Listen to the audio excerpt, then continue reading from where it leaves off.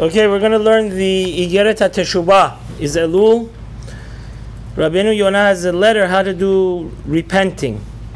There's only one mission we have in these 40 days, Selichot. And everything is to get back to God. To get to a state of purity. It says, Acharei Hashem Elokem telechu v'oto tirau. We have to fear God, and this is actually from last week's Parsha. We have to keep His commandments and listen to His voice and serve Him. Uvotid bakun. Ultimately, we have to attach ourselves to God. Only people that are attached to God are alive. All the other people are walking zombies. When they're soulless and their soul is dead and they don't have a relationship to God, they may be able to play in the Olympics and win the gold medal, but if they don't have their neshama is not strong, they're like zombies. Rabbeinu Yonah says, a pasuk from Yirmiyah, Ki mi lo yiraucha melech hagoyim ki lecha yata, ki b'chol chachmei hagoyim v'chol malchutecha me'en kamocha. Yirmiyah says God is the God of all the billions of people and all the galaxies, and nobody can compare to Him. Sof tavar hakol nishmat Elohim yirad v'tzosav shemor ki ze kol ha'adam. In the end, in his book of wisdoms of Kohelet, he says the bottom line is we have to fear God and keep His commandments, because this is the whole reason for creation. Yirat Elokeinu yishtabach shemo la'ad. You know Rabbeinu Yonah was a Sfaradi, because he says yishtabach shemo la'ad. To fear God, may His name be praised forever, is the whole foundation of the Torah. Which means we learn Torah to fear God. You understand? The goal of learning Torah is to do what? Yirat Shamayim. It's not like we have Yirat Shamayim in order to learn Torah, right?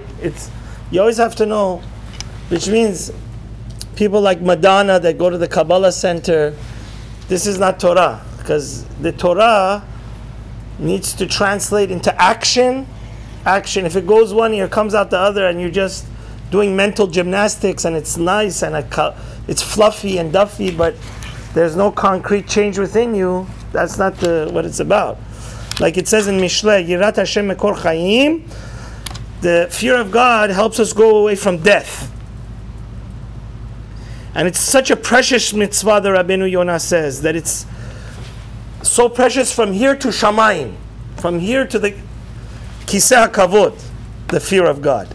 Asher lo yamush kol hayom mikol zeh. And that's why he says, Shiviti Adonai lenegdi tamid.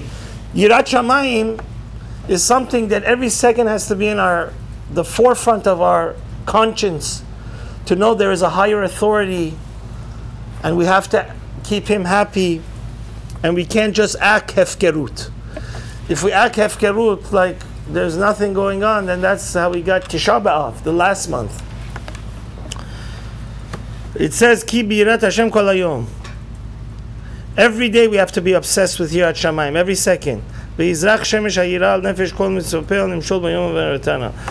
וזה היסוד הנפש שנאמר זכרו ושבו פושעים על לב. And that's why,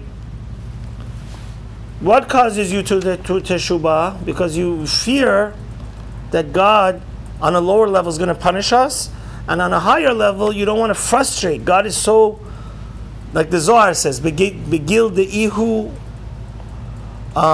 Ram Venisa. It's a Hashem. There's two types of Yirat Shamayim. The lower level is very unsophisticated. You don't want to sin because you don't want to get thrown into Jahannam. But that's a very basic one.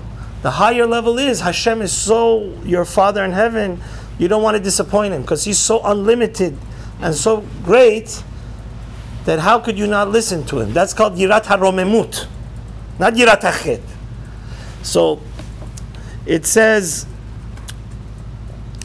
what's a practical sign that somebody has Yirat Shamayim? If you have shame. It says, Az panim legehinom, if you're brazen and whatever comes out of your mouth you say, whatever action you do like an animal, that shows that your place is where? In Jahannam.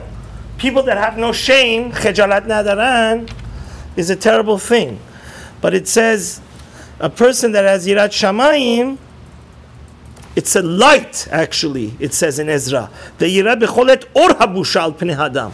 A person that has Yirat Shamayim, you see on his face, he's very, always looking down.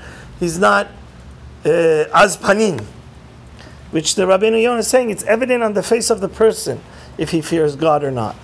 And it's a certain aura, an energy of light, the person that has shame, and he's embarrassed to act like an animal. He's embarrassed to disappoint his creator, which has control over everything and anything in the galaxy. The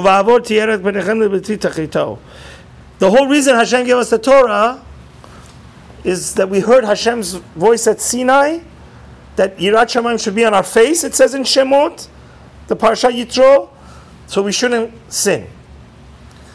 And this is why it's such a dangerous society. We're living in the most toxic society in the history of mankind. That's no shame.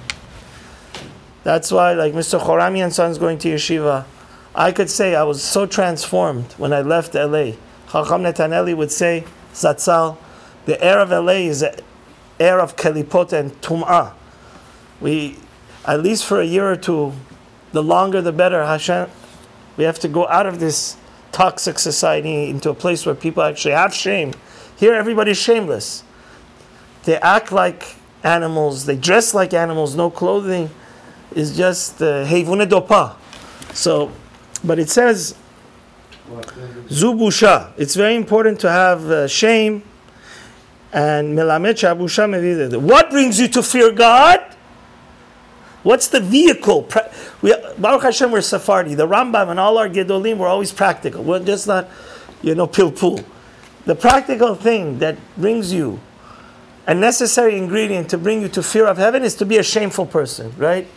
And that's, the Gemara Chazal say, it's a beautiful siman yafel adam sheyubashan. It's a good sign that a person that is has shame and is embarrassed of acting out of character.